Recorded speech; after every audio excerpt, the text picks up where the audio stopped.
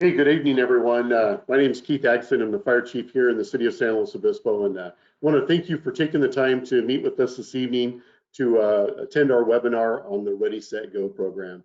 The San Luis Obispo Fire Department is very excited about the opportunity to present this information, and we're hoping that this will be a start of possibly several more presentations throughout the year on how you can better prepare your household for any type of emergency we may come across. This evening, the presenters will be our Fire Marshal, Roger Maggio, myself, and then we have our PIO on the line, James Blattler, also to be able to answer questions. And we're very thankful to have the City Clerk, Teresa Farrington, that's going to be helping us along. So this was our first time of doing it this way. We had previously intended to do more of an in-person back in May, but due to COVID, that put those plans out the window. So this is just our fallback plan, and hopefully it goes well. Really what we're looking to do is provide information to our homeowners and our community and residents here on how you can best prepare for wildfire, and coming up with those actions and those plans that you can put into place now to better prepare yourself. Ultimately, we have a pretty small fire service here in San Luis Obispo County, and we want to be able to do the best we can with what we have. And you helping us do that really gives us a step up and a foot forward. Throughout the presentation, we're going to go through the 3 steps of Ready, Set, Go.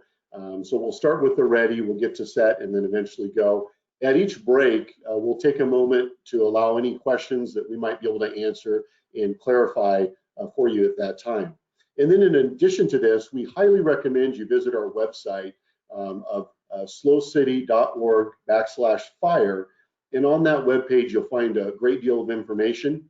Under fire prevention, you'll actually find the Ready, Set, Go document, and you will find that really helpful. It's got a lot of checklists on there that will help you navigate preparing your home. So really just a little bit of a background in the last couple of months, and really just the last month locally, we've seen some pretty destructive fires. In Pismo Beach area, they had the Avila fire, which is about 550 acres. No homes were destroyed, and fortunately, they had really great defensible space that was able to, hold that fire pretty much at 101. It did get over in a few spots, but thankful to some good work by the firefighters, they were able to hold that fire. However, just about a week later, up in Paso Robles, a much smaller fire, the River Fire, was only 15 acres, and once it got out and propagated across the river road there, it got up and got into 2 homes, and 2 homes were lost. So, pretty small footprint for a fire, but it rapidly took 2 homes, and it just goes to show how important that defensible space is and having that plan in place. So as we go through tonight, we'll talk about a couple of things, and I'm going to go ahead and switch over to the PowerPoint. So if you'll let me share my screen there, Teresa.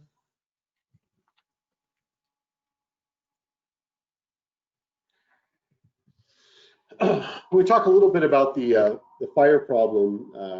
Let's see, show my screen. Can you guys see it now? Yes? There we go, we're good. You're on. Okay. So let's see if I can hide that. So a little bit about the California fire problem and how we've gotten to where we're at right now is we're really seeing high intensity fires and wildfire seasons.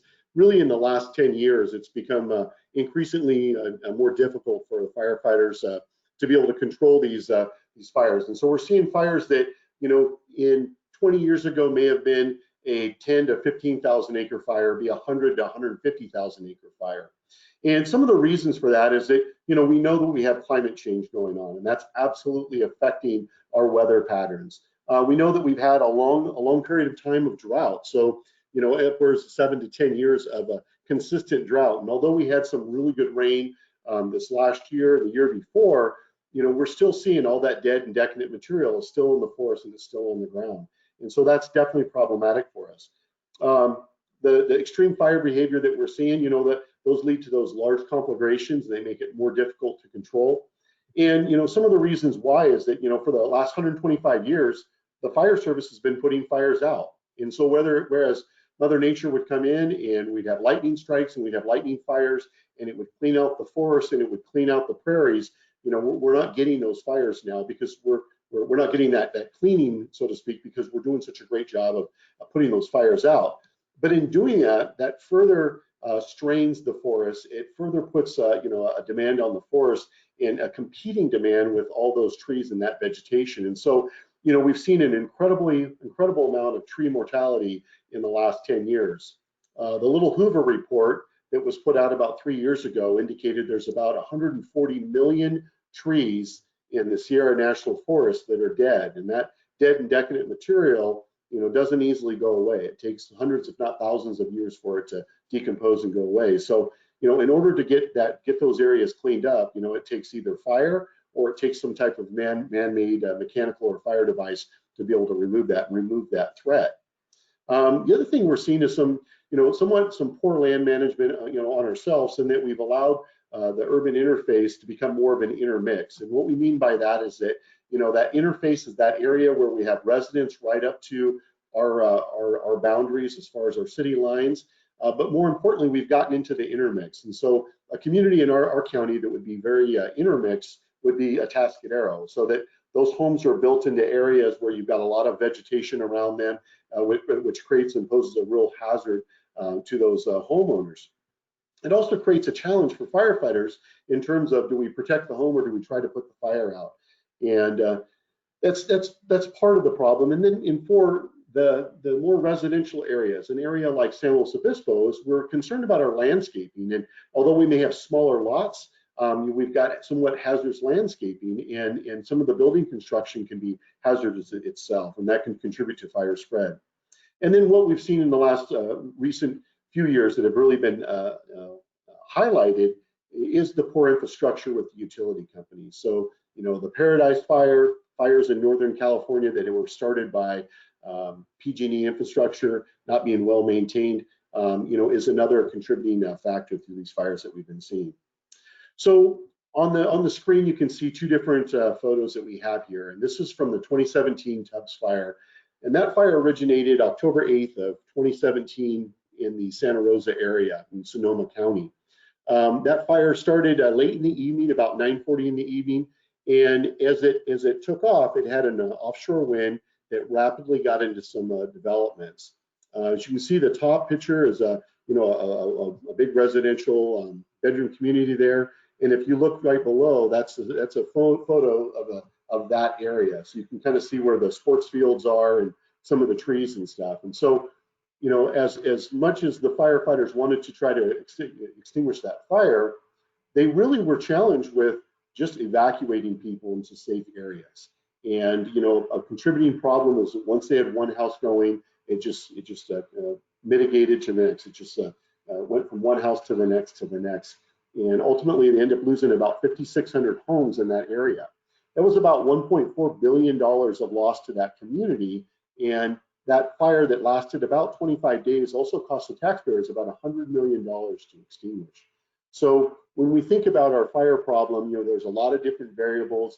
And there's been a lot of action that has taken place through our county's Fire Safe Council, from the different agencies, from our agency looking at open space and how we can reduce some of the fuels in open space, providing homeowners information on the actions that you can take to be better prepared and making your house more defensible. And then, ultimately working together to try to reduce those hazardous fuels pretty much statewide, not just here in San Luis Obispo, because we assist any of the agencies statewide in an auto aid and or mutual aid type fashion. Go to my next slide. So tonight we're going to really focus on the Ready, Set, Go program. And this program has been around for about 20 years now. It formerly was called Living with Fire. And it was really focused on what actions you could make to make your home more defensible and more hardened. And when we're talking about that, ideally what we're looking for is the ability for you to be able to leave your home and your home to stand on its own and not require any fire intervention whatsoever from the firefighters. So we can be more focused on trying to control that fire. So tonight, like I said, we'll go through the ready part. When we get to set, we'll stop. If you want to raise your hand through the webinar, you're able to do that. You can also type in your questions and Teresa will read those to us. If you raise your hand, she will take you off mute. You can ask your question. We're going to do our very best to answer all the questions this evening. Then we'll go through the set portion, and then we'll get to the go portion as well. So at this time, I'm going to go ahead and turn it over to our fire marshal, Roger Maggio, and he's going to talk about the ready portion. Good evening. I'm Roger Maggio, Fire Marshal for the City of San Luis Obispo.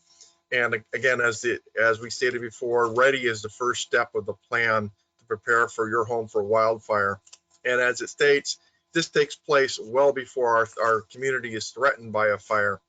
And it's the steps that you can do to manage the fuel on your property.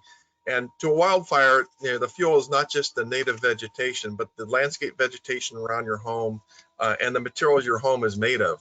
And the first step of that is creating a defensible space. And this area is basically, there's several zones in that, but the idea of a defensible space is to allow your home to prepare your home to stand alone in the event of a wildfire. Again, as stated earlier, wind-driven embers can destroy your homes or neighborhoods far from the actual flame front of the wildfire. And the clearance between the structures and vegetation helps slow the spread of the fire and reduces the amount of direct flame and radiant heat. Defensible space will provide firefighters a greater opportunity to protect your residents. By removing fuel such as weeds and brush and other vegetation, a buffer zone is created. As stated earlier, there are 3 zones to defensible space.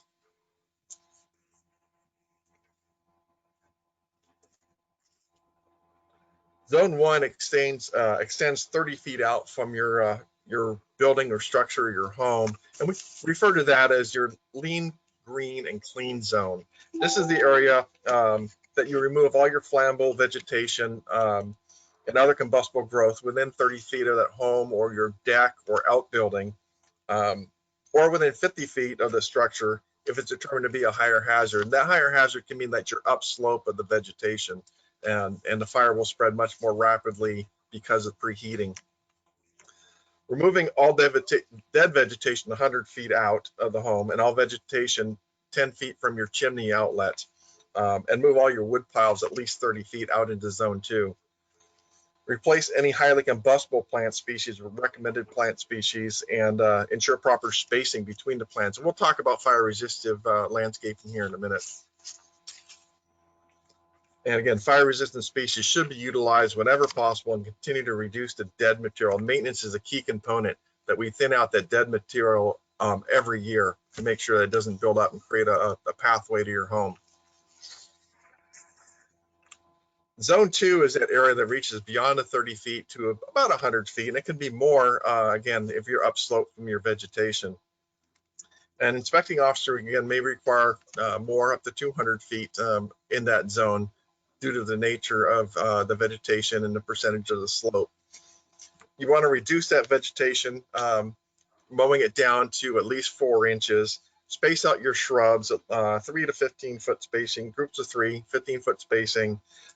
Trim your plants down to 2 feet in height, your shrubs, and limb up your trees 10 to 6 feet, 6 to 10 feet up from the ground to provide horizontal and vertical separation between the vegetation. And we refer to that as a ladder fuel. Reduce that ladder fuel. It prevents that fire from going from the ground up in the tree canopy and then encroaching upon your home.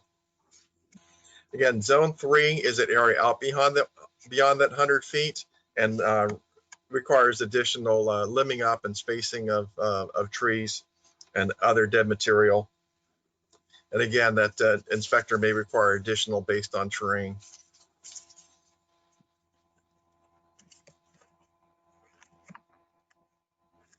When we get into fire resistant landscaping, you need to pay special attention. It should be given to use in maintenance of ornamental plants known or thought to be of high hazard plants when used near the structures. Examples of these include acacia and cedar, cypress, eucalyptus, especially junipers, pines, and pampas grasses. These plantings should be properly maintained and not allowed to be mass plantings that could transmit fire from the native growth to any structure.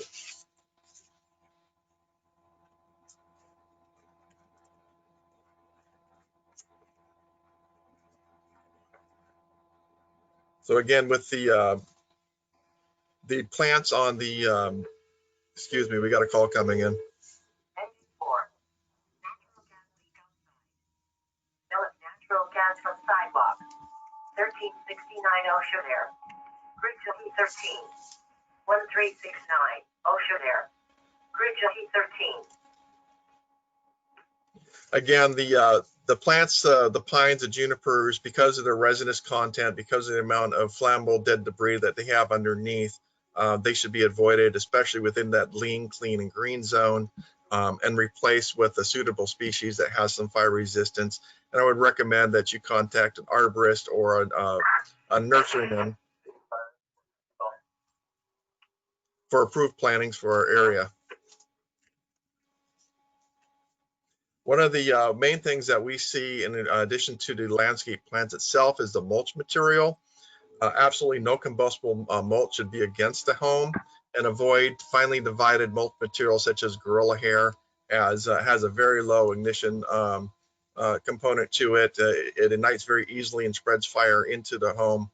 Even stucco homes can be affected by the mulch material. The next step of your home is hardening your home. Hardening a home is about, again, removing that fuel by using the proper methods and materials for protection from wildfire. The ability of your home to survive the wildfire depends on its construction materials and the quality of defensible space surrounding it. Embers from the wildfire will find the weak link in your home's fire protection scheme and gain the upper hand because of a small, overlooked, or seemingly inconsequential factor. However, there are measures you can take to safeguard your home from wildfire. While you may not be able to accomplish all the measures listed, each will increase your home's and possibly your family's safety and survival during a wildfire.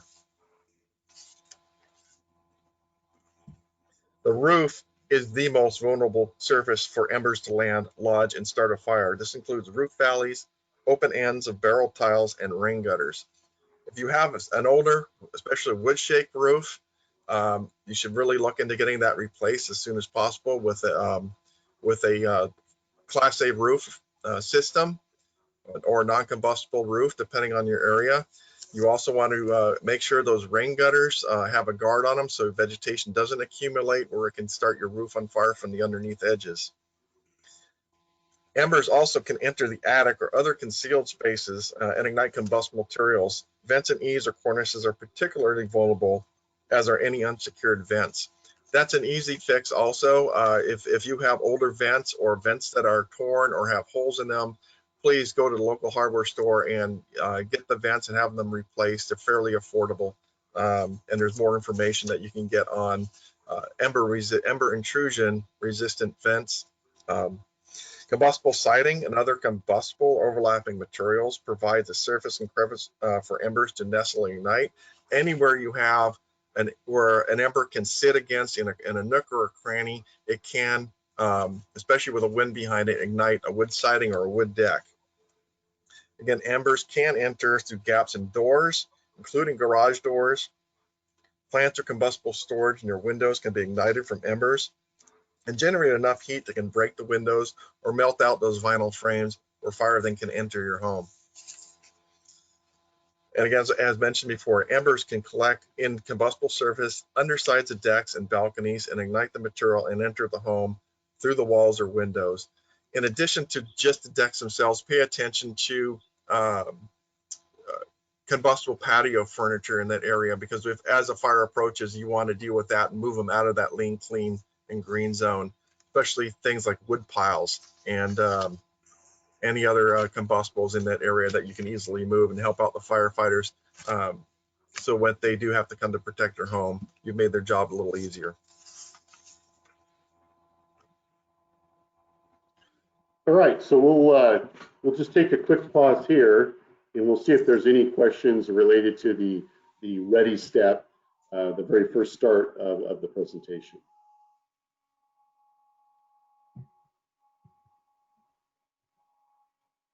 I'm not seeing any at this time. Okay. So the next step that we'll be looking at doing is really the set, and that's that next step of really preparing your plan as to what you're going to do. So it's incredibly important that you put the effort in and put the time and creating that defensible space, as Roger mentioned. So that extra effort, in your vegetation is incredibly important. And if you live on an acre or a 5,000 square foot lot, it's really looking at that decadent material that you can remove and getting those trees and everything cut back to help harden the home. So on the set part, we're first going to be looking at our kind of the wildfire action plan, what we can do. So there's really 3 steps to getting set. So it's establishing a wildfire action plan. It's developing our emergency kit, an emergency supply kit for not only our household, but also for our vehicle. And then it's having a good communication plan with everybody in your family, everybody in your household as to what you're going to do. So the first step is, I'm going to move this over so I can see better, is really preparing with all the members in your household as to what you're going to do in the event that you have a wildfire.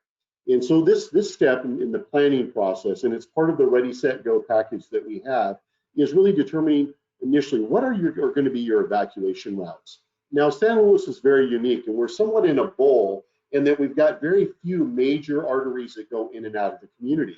We've got the 101, we've got Highway 1, and we've got Highway 227. So in order to have a quick evacuation route, what we want to look at is what routes will get us down to those main arteries and down to the areas where we'll be out of the vegetation. We can get away from the fire's location as quickly as possible. So identifying those routes in advance is going to be very important. But it's equally important to think about your secondary routes, so that if you were to go down one road and it's blocked off, whether you're cut off from fire or you've got fire apparatus that are blocking the road, is there an alternative or alternate route that you might be able to take? You need to think about designating a meeting location for everybody in your household, and understand that a lot of times when we have these fires, and especially a rapidly moving fire, a multitude of things can occur. One, we can have the power out. So the power can go out and we potentially could lose cell service. Now we know from all the work that we've done preparing for a power safety shutoff that all of our cell sites in the community have some type of generated backup, whether it be batteries or a generator of some sort that will allow them to continue to communicate. But you have to understand, when the power does go out, or we're experiencing a great deal of a major disaster, a lot of folks are going to get on their phones. And we know that our system can only take and push so much data. So that also could be somewhat challenging. So spending the time to have a good designated meeting place is going to be important. So think of a location that would be somewhat nearby your residence, but away from the wildfire threat. So maybe it could be a park, it could be a church, it could be a business, it could be a relative's or a friend's home. It is going to be a collection place for everybody in your household to go, so you can have accountability of their whereabouts. Think about also designating an out of area point of contact. So in the event that you do have to evacuate, having the ability to call and let somebody know that you evacuated and where you evacuated to you could find somewhat helpful, because another family member or household member could also call that person and identify your location in the event that you were separated and you weren't able to go to your meeting place. You also want to think about your just general plans for what you'll do in that evacuation in terms of your animals and what items that you'll need to take with you. So really start thinking about what will that look like in the event that we're gonna have to move along. Let's see, did I hit something here? No, we're good. As to how we're going to care for all of our animals. Maybe we won't be able to evacuate all of our animals in terms of if you've got a large piece of property and you have horses or hoof type animals, what you can do for those animals so that they can be as safe as possible. And then assuring that you're taking the appropriate things with you when you leave. And then listing kind of your pre-fire actions, both indoors and outdoors. So when we think about our emergency supply kit, one of the things that we're really proud of is our Prepare Slow effort that we've had this last year.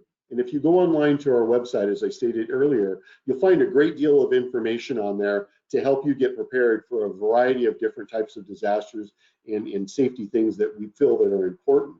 And one of those is really developing your emergency supply kit. And that emergency supply kit is those items that you would need to be able to sustain yourself for a minimum of 72 hours or the first 3 days of a major emergency. Now, the beauty of a good emergency supply kit is it can be used for a wide variety of incidents. We ever had a public safety power shutoff. We had a major earthquake that shut our power and water off for a period of time, a major wildfire that you had to evacuate, or something of that nature where you were not able to get out and get anything, and or you had to evacuate. A kit that you could take with you that would be able to sustain you for the first 72 hours.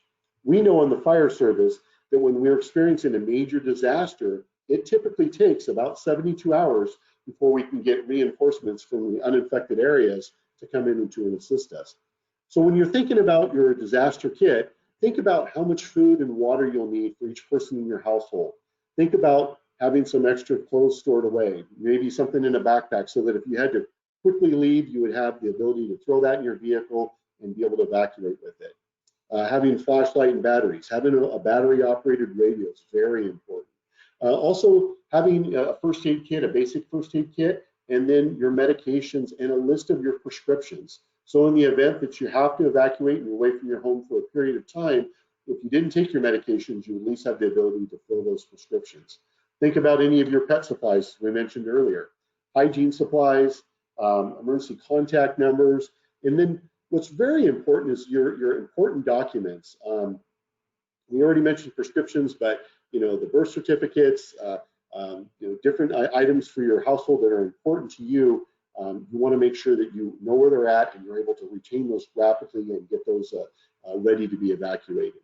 And then those irreplaceable items, those photos, those heirlooms that have been passed down to you, is have a plan on what things you're going to take and why you're going to take them.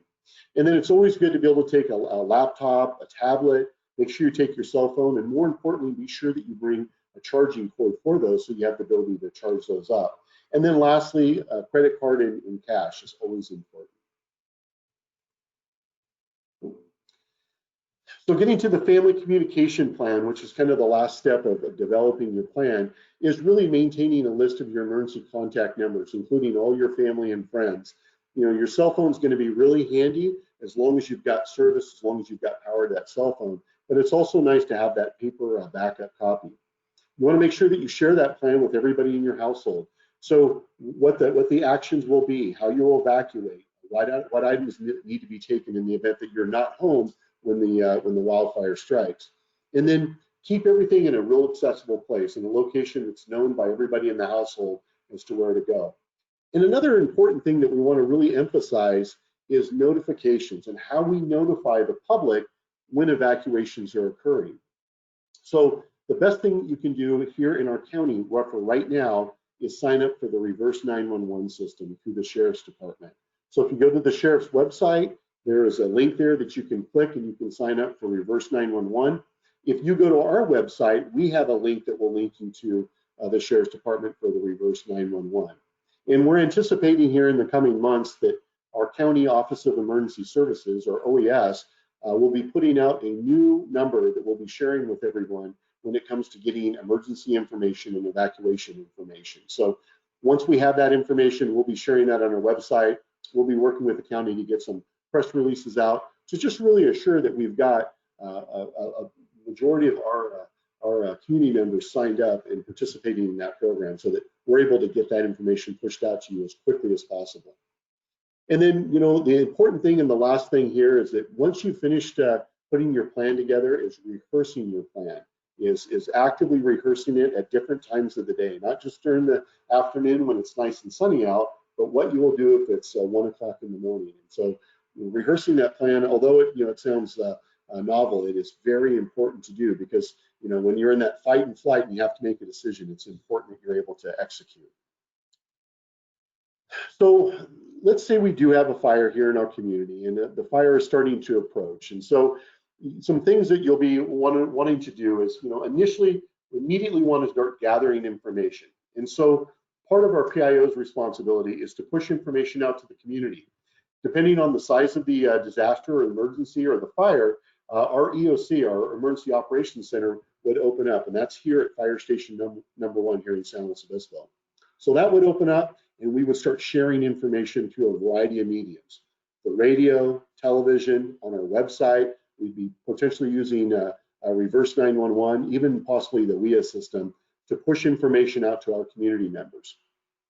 We want you to stay very alert and start thinking about your preparedness and getting prepared in the event that you do have to evacuate. So before we even mention there could be an evacuation warning, that you're already starting to prepare. I have on here dressing appropriately, and it sounds kind of crazy, but one of the main reasons we put that on there is how often that we've seen in our careers at different fires throughout the state, individuals wearing flip-flops, shorts, and tank tops, which is really not sufficient in the event of a fire, and especially if you're going to be exposed to fire. So, we want you to make sure that you have cotton long sleeve t-shirts, just Levi's or denim type pants, and some sturdy shoes. If you have goggles, glasses, a handkerchief, and or like an N95, some type of debris mask would also be very helpful. So get that prepared, get dressed appropriate in the event that you're going to have to defend your home or evacuate. The other thing is remain close to your home. I cannot tell you how often we'll see homeowners that have walked way down the street to see what's going on, not to notice that an ember has flown over and now started some landscaping on their property on fire, that had they been there, they would have been able to extinguish it more rapidly than waiting for the firefighters to get there. So remain close and keep a close eye on all your pets and those household members, and make sure that you're communicating, hey, this is what the plan's going to be in the event that we need to evacuate. Now you see there's a couple of photos on there. The photo on the bottom we put in there, that's actually our Suburban. That's the Deputy Chief Suburban, and that was a fire up in Mendocino that I was at a few years ago. And it just kind of gives you the scale on how big some of these fires can get and how rapidly they can move. So as a fire is starting to approach, some of the basic things inside our home we want to do is we want to shut all of our windows and doors, but we want to leave them unlocked. So in the event that you evacuate and firefighters need to go into your home to extinguish a fire that's gotten into the attic space, for example, we want to make sure we don't have to break and force any doors, that we can just get in as quickly as possible. We want to remove any flammable window shades or curtains, anything that's lightweight that could be near the window that could catch on fire, where we can get that mitigation of heat that could cause it to catch on fire and start a fire inside the home. You want to make sure you move any flammable furniture away from any of those outside openings. So your windows and doors, move those to the center of your room. And then shut off your air conditioning and make sure that you're not circulating smoke and bringing smoke into your home. And then lastly, turn on all your interior lights. You'll be surprised how, and even astonished, how quickly it gets dark and it almost becomes nighttime in the middle of the day. And it's helpful for the firefighters to be able to see that there's a residence there. So when we think about what we're going to do to prepare outside our home, we really want to gather up all those flammable items on the exterior of the house and either bring them inside, move them outside that 30-foot zone, or if you have a pool, throw in the pool. We don't want to leave any type of furniture that could receive that ember that Roger was talking about to ignite and now mitigate into the house. Want to make sure all your garden hoses are connected. If you've got handles and spigots on them, you go ahead and turn those hoses on so you've got a ready water supply. Leave on your exterior lights as well. We talked about the interior. We're going to want to do the same for our exterior lights. If you have a ladder available, put that ladder up in a safe location. So in the event that we need to get up on your roof because an ember's gotten up there and is starting a fire, we can rapidly do that.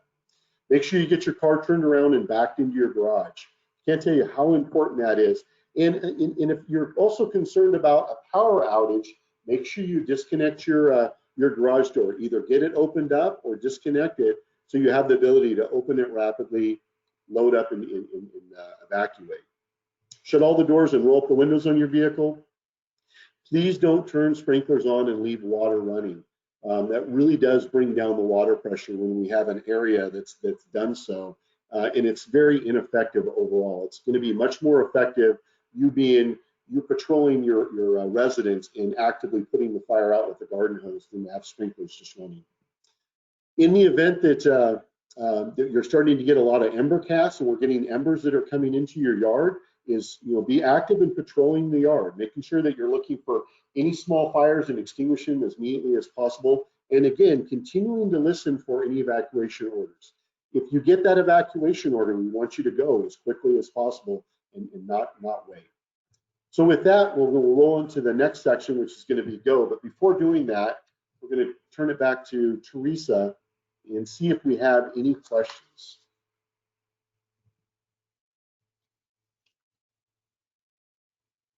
Any questions, Yeah. Teresa? I'm not seeing any hands up and no questions in our question box. Okay, well, either we're doing a great job of providing all the information or they're waiting to the end. So, and there'll be plenty of time at the end as well to provide that information, provide answers, excuse me. So we've talked about the ready part and hardening the home, developing your plan and the steps and actions you can to develop that plan. And just as a reminder, if you go to our website, you can download the Ready, Set, Go format. It's about 14 pages, has a lot of super valuable information to help you prepare that plan. But lastly has to do with leaving and taking the evacuation steps necessary to give yourself and your family the best chance of survival. And that's that go part of Ready, Set, Go. Now, I will tell you, many times homeowners will choose to stay, and that's a decision you have to make for yourself. And the variable of making that decision a lot of times has to do with how much time they have and that compressed time frame to leave. So one of the things we recommend is that if you have an evacuation warning, is that you've taken all those steps. We talked about the fire approaching, is you're taking all those steps. You've readied your vehicle, you've got your pet supplies, you've thrown in your emergency kit, you've taken those initial actions and you're starting to get your home ready for a fire in the event that you have to leave and a fire advances onto your home. If you also have anybody in your household that could have some difficulties evacuating, so somebody who may be invalid, that has difficulty walking, that may need some assistance, we always recommend that when you receive that evacuation warning, that you go ahead and heed that as almost an order and go ahead and evacuate at that time. As you're evacuating, most often you're going to run across law enforcement or public works folks that are assisting us in blocking off the streets. And you can always communicate what address that you came from, because we ask them to write all that information down. So if they've been notified from a homeowner that they've left this address at 1234 Main Street, that they record that information so that can be shared back to the fire commanders so we can assure that we check those structures. So that evacuation warning is just that. We're giving you a warning that there's a potential that if the fire changes directions or starts to advance rapidly, that we could need you to evacuate. Make sure that you're preparing at that time. An evacuation order is more of a directive, and that we're saying that you're ordered to leave, we need you to leave the area.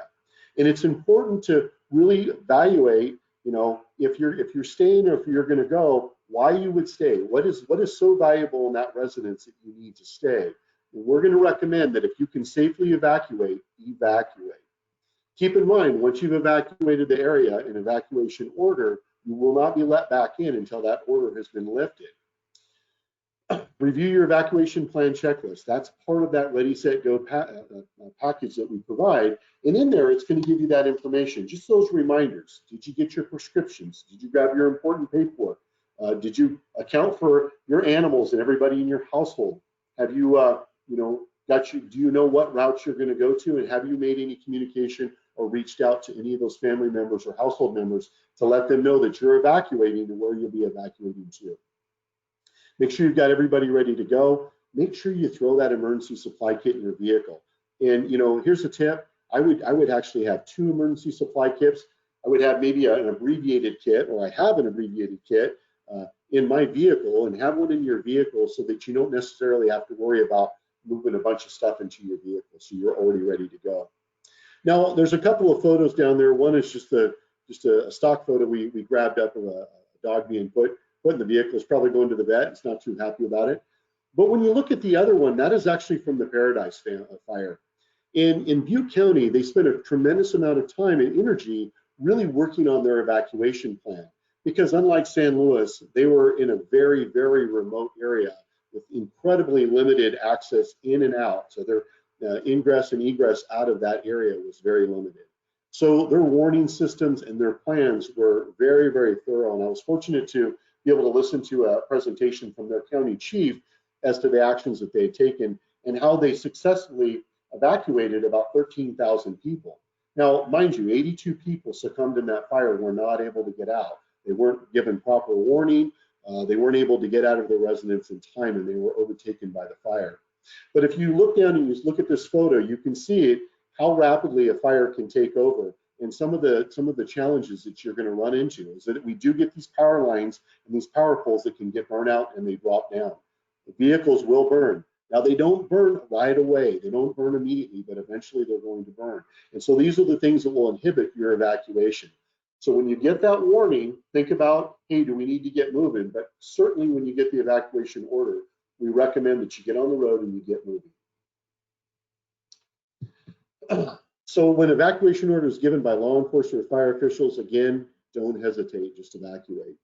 Go to your predetermined area. You know, it really should be that low risk area, such as a friend's house, relative's house. We will try to get information out as quickly as possible to where our shelters will be. We know that we have a city shelter that we will open at the Ludwig Center most often. But again, wait for us to give you that information so we can assure that it's staffed and we're ready to receive you. We'll work closely with Red Cross, and they've identified several locations throughout our community, churches and schools, where they can house people for evacuation center as necessary. Again, as we mentioned about that travel route, know your primary travel route, communicate that, but also communicate what your alternative would be in the event that you get cut off and you need to go a different direction. And then, you know, always choose your escape route away from the fire. Don't think that you can drive through the fire. And although sometimes it does occur, it's really the last resort, and it's the last thing that we want you to do. So the last part of the go is, what happens if you do become trapped? And we get that question quite a bit. What happens if I'm trapped in my home, we're not able to evacuate, or I get cut off in my vehicle, or I'm even on foot? What do I do? Well, the first thing we want you to think about is if you're in your home, well, first thing is just remain calm. Remain as calm as possible, because remaining calm is going to help you make clear and thoughtful decisions that could save your life. If you're trapped in your home, stay in your home. Don't go outside. Get the furthest away from the fire's edge. So if the fire was coming to one side of your home, get on the other side of your home. Keep in mind that fire taking your home and burning your home is going to home down. It's going to take a long period of time. Vegetation, grass, trees will burn more rapidly, and the fire will pass you much quicker than it will pass burning your home. So stay in your home until the fire is passed. Now, if the fire is passed and you're able to safely get outside and you're able to check your property, start checking your property and you see if you can extinguish any fires with those garden hose. Be checking for any type of embers that may have gotten up into the roof lining and in some of the areas that Roger had mentioned earlier. So do what you can to help extinguish that fire. If in fact, though, you've gotten your vehicle and you're now evacuating and you've gotten cut off, you can't go any farther, it's too smoky, there's too many embers, there's fire apparatus. What we want you to do is park away from any vegetation, park away from any combustible that could burn, that could now put fire onto your vehicle itself. Make sure you rolled up your windows, shut off the outside air, very important, and stay in your car until the fire has passed. In the early 80s, there was a fire down in Vandenberg. It was called the Honda Canyon Fire. And that fire was a unique fire in that it was an offshore fire that burned, not a really large fire, actually quite a small fire, but 3 individuals perished in that fire and 3 survived in that fire. And they literally were less than 100 feet apart. 3 were the base commander, the fire chief, and another Air Force official of some sort that got out of a vehicle and tried to run. And they were overtaken by the fire. The vehicle behind them had some other base personnel, as well as a battalion chief, Don Perry, from the Santa Barbara County Fire Department. And he held the locks down on his car and didn't let anybody out. And thus, everybody in his vehicle survived. Now, they did lose the car, and the car burned up, but they all survived because they stayed in the vehicle. So stay in your vehicle as long as possible. If you're out on foot, try to find an access route away from heavy vegetation. Remember, the light flashy fuels or the grasses are going to burn more rapidly and more quickly, and they won't have that sustained fire. Try to get in a geographic area that's flat as possible and away from any of that vegetation. And if you're going to be overtaken by the fire, we need you to lay on your stomach and cover your airway, cover your face as best as you can. In all of these situations, if you have the ability to communicate via 911 and use your cell phone, please do that. Let us know where you're at, and we will do our best to get to your location and to take all the life-saving measures that we can to assist you during that period of time. All right, now I know that was a little heavy, but we'll talk about some of the after the fire things here. So this is a photo of just the Avila fire up in Pismo Beach. So on the east side of the 101 there in Pismo Beach, this is a home that was hit with some fire retardant. And fire retardant is basically, it's a gelled type fertilizer that's been colorized so the aircraft can see where they're putting that line down. It's very, very effective. Works really, really well. So after the fire commanders have decided that it's safe to return, if you've got FOSS check on your on your residence, wash it off. It's also very corrosive, so wash it off as quickly as possible. Make sure that if the fire is passed, if you're either there or you return back, that you're checking your roof line for any signs of smoke, any type of exterior fire. Extinguish any embers that you may come across. Get up inside your attic. So if you've got an interior attic access, open that up and look in there. Check it several times. Make sure you've got no embers and no smoke and sparks inside your attic that could create a fire. Check your yard for any burning wood, piles, trees, fence posts, any type of burning material. Extinguish it or get it away from your structure as best as you possibly can. And then continue to monitor our media information. So we're going to try to give as much information and as many updates as possible to give you good, clear, and accurate and concise information as to what's going on with the fire's location, the evacuation routes, the different evacuation centers that have been opened up, and when the evacuation orders have been lifted, so that you have that information. All right, so we have a little bit of time here, and we're going to play just a short video that we put together and we think you'll find interesting.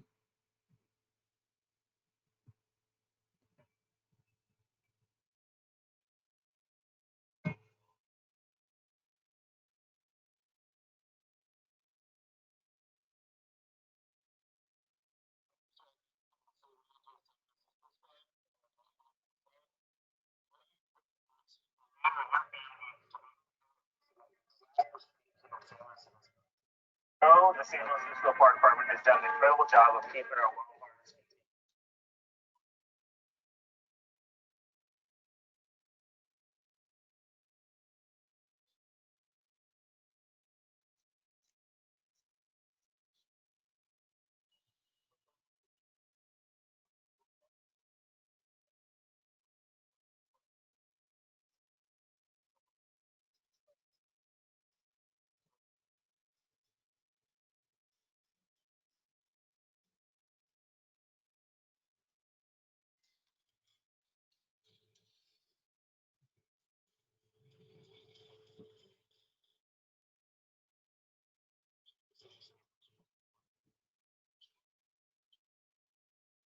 Chief, we seem to be having a problem with that video, audio on that video.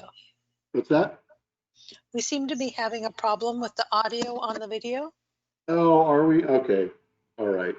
And Well, I'll jump in. So everybody, I added a link in the chat box for a direct link to the video that you'd be able to watch. So unfortunately, the technical difficulties aren't allowing the video to stream as fast and the audio to come through as fast as we'd like. So much better viewing experience if you just go to the chat and click on that link after we're done with the presentation, and that way you can share it with everybody you know. Well, I'm certainly sorry about that. We're pretty proud of that. We were able to put that video together in-house with some of our personnel, and we encourage you to go to our website and check that out. And in addition to that video, we have also a lot of other informational videos about our fire department, our organization here, and there's also some preparedness as well as some safety videos on there that are worthwhile and worth investigating. So with that, I want to turn it out back to any of the attendees this evening to see any questions that you might have or any clarification we can make on the information we've provided this evening.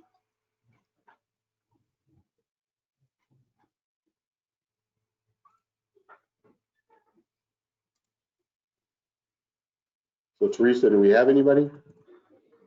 Yes, just one moment. I'm going to unmute their mic. Come on. Okay. Kevin, you're self-muted, so if you'll unmute your mic, you can ask your question.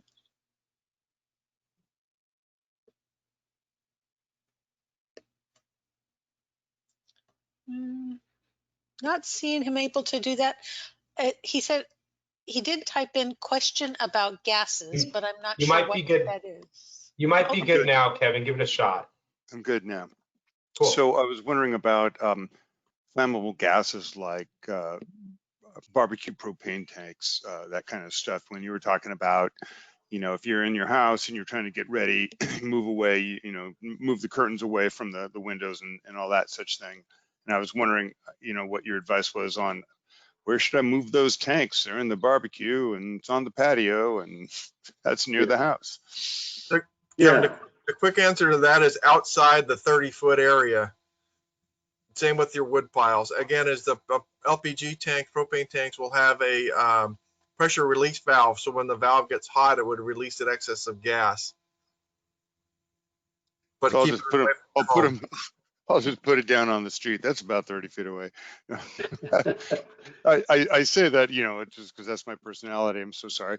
But that is, I mean, in reality, that's just about how far away my street is, and my backyard is not going to have 30 feet to go. So yeah. it's a challenge. Right, and you're correct. Again, as the city of San Luis Obispo, for the majority, the lots are fairly small. We have some lots up in the hillside areas that are larger, but we would recommend that, especially in those areas up in the around, say, Bishop Peak, or if you're in a wildland interface area, that you work as a community in creating your defensible space, because you're going to have to work together to get that 100 feet. Yeah, and it's just all jump in and just say, you know, if you don't have that maximum space in defensible space zones, then, you know, if it's a combustible material, it's further away from your structure, the better. Yeah, thanks for the question, Kevin. Thank you. Bruce, do we have any other questions? I'm not seeing any.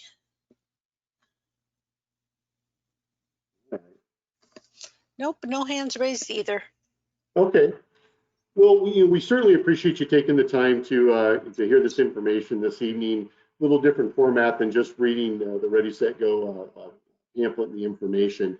You know, again, you can find that as well as a lot of other really good preparedness and safety and fire prevention material on our website. And so that's going to be at SlowCity/fire.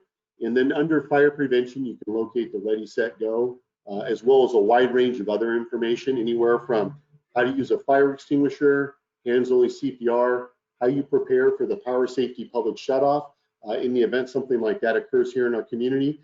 You know, and then lastly, we've got a real wide range of videos that we've also placed on there that we've been working on about the organization, about our UTV program, our ladder trucks, the different responsibilities of our personnel that we believe you'll find useful and somewhat entertaining. So, Chief, with it that, looks like you have another question. Oh, go ahead. It looks like there's another question, Teresa. Yeah, it always happens when I say there's no more. Perfect. What do we do with cars in garages? So that's a good question. If in fact the vehicle is going to stay, you know, we want to make sure that the garage door is shut. Leave the keys in the vehicle if you can. So in the event that we do have to come in and your house starts to catch, one of the things that firefighters will look to do is to see if they can remove the vehicle. We recommend not just leaving it out where it could catch an ember and actually start to catch on fire itself. If it's a vehicle that you're going to be using, though, going to be used to evacuate, again, get that vehicle turned around and ready to launch. So get everything loaded into it so you have the ability to leave rapidly if necessary.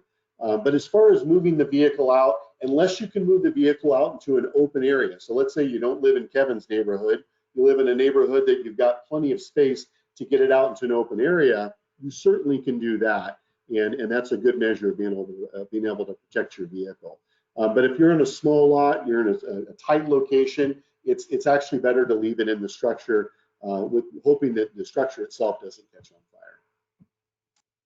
Okay, next question is, where can I get my fire extinguisher recharged? So I can answer that. So if you check in the yellow pages under fire protection equipment, and there's several certified companies in our area that you can take that extinguisher to, and they will service it for you and retag it. Yeah, in the event that you have an extinguisher also that's not serviceable, so not one that can be recharged and checked, what you can do is you can just discharge that material into your waste receptacle.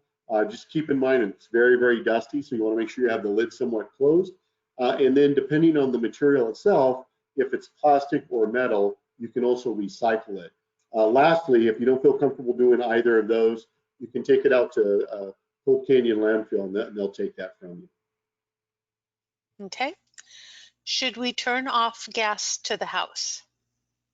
That's a good question. So what we recommend is really in that initial stage when you're getting everything prepared, have you received the evacuation warning as yet? If you're far enough away that you haven't received any warning and you don't feel the threat is imminent, we actually recommend not shutting any of your utilities off initially.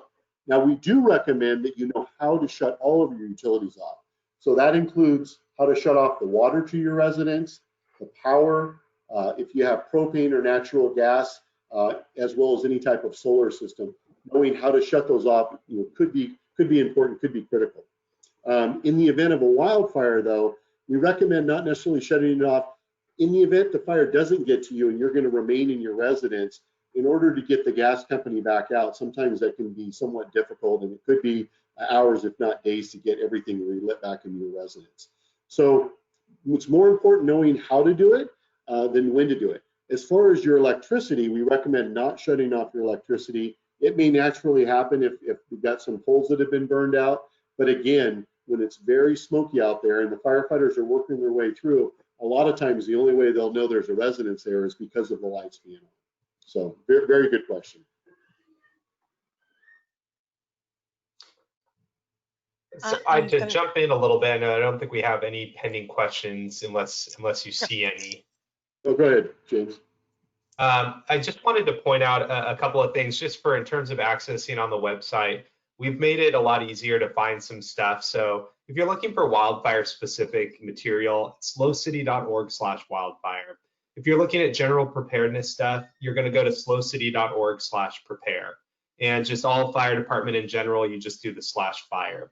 So if you go to /fire, you can find your way around, but you just might have to click around a little bit. So just wanted to help you with that, a little bit of ease of access.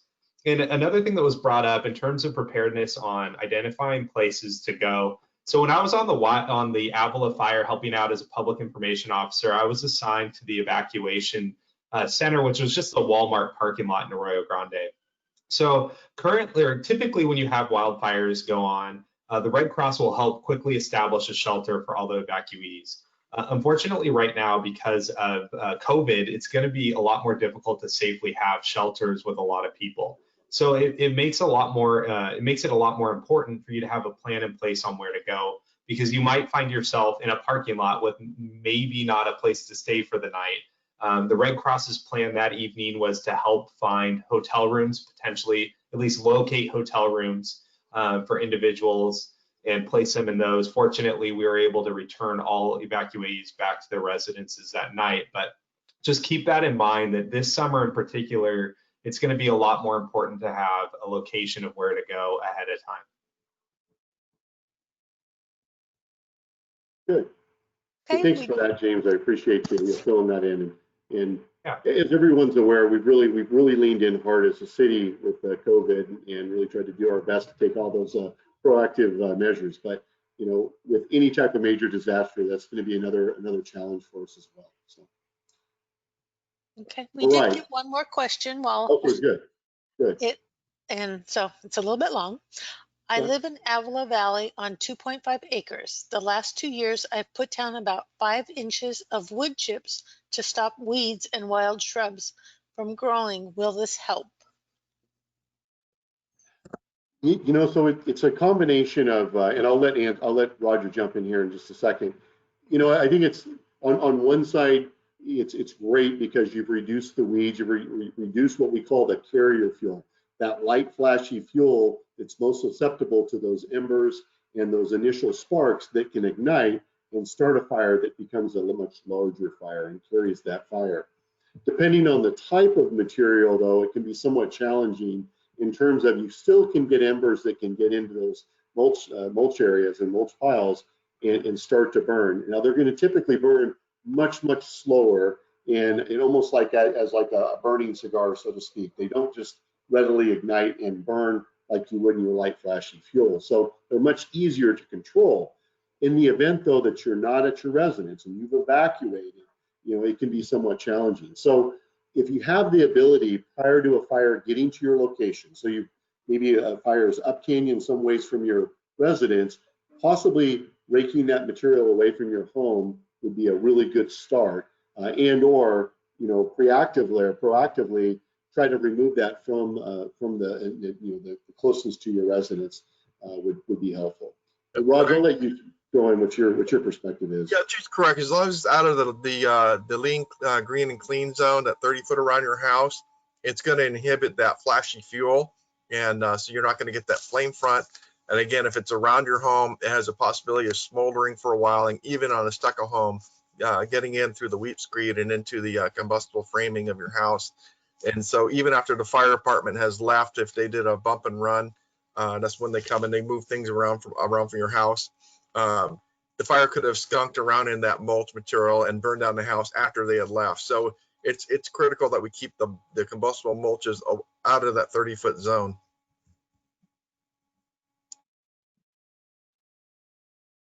All right, hopefully we answered that question for them. I can't tell, Teresa, if we have any more questions or not. Nope. No more questions that I can see.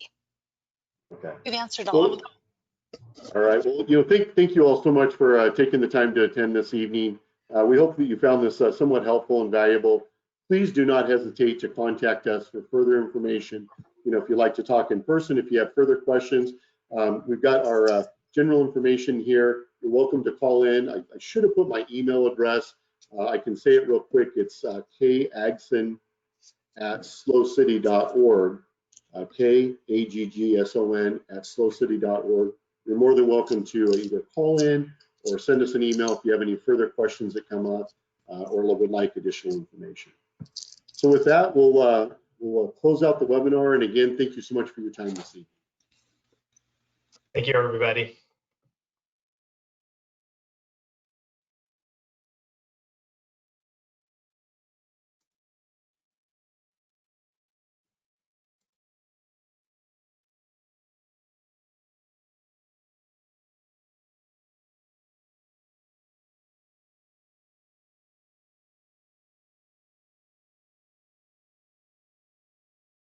Teresa, are you still there?